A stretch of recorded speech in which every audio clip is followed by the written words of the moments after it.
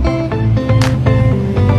To the back, we got 2 more reels, one for your water fill, one for the pressure washer hose.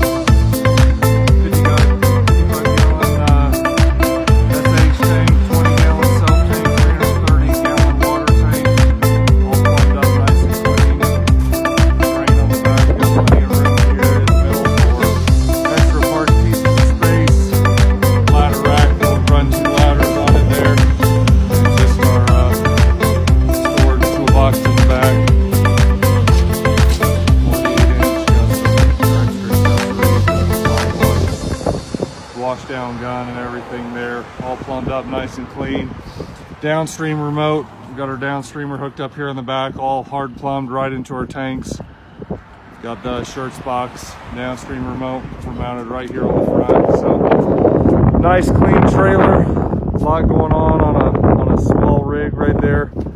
But real happy with that build, and hopefully the customer will be too. Be rolling out of here this week.